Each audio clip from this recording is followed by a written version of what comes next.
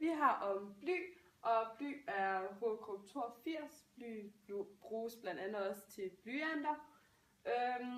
Kogepunktet for bly det er 1749 grader. Smeltepunktet er 327,46.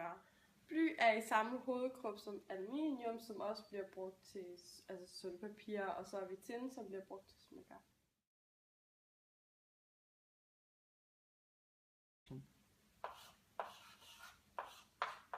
Okay.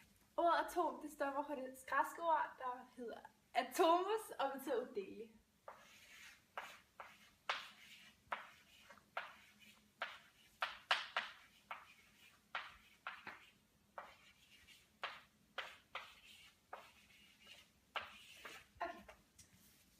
Kan vi se blys opdeling, og det er det så cellens kerne. Og her i første skal, der er der 2 elektroner, i anden skal har vi 8 elektroner, så er der 18 elektroner, 32 elektroner, altså 18 igen, og så slutter den på 4 elektroner.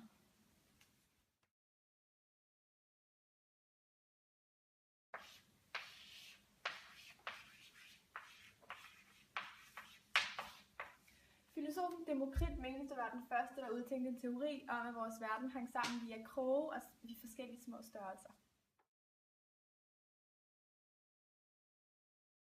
Her har vi det periodiske system. Det periodiske system er opbygget af 8 hovedgrupper, som er her, og af 7 perioder, som er her.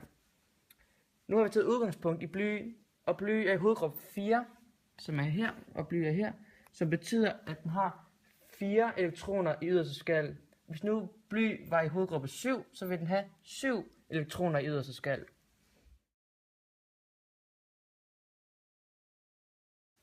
Ernest Rutherford var en engelsk fysiker, som i 1907 fandt ud af, at nogle radioaktive stoffer udsendte positivt ladede partikler.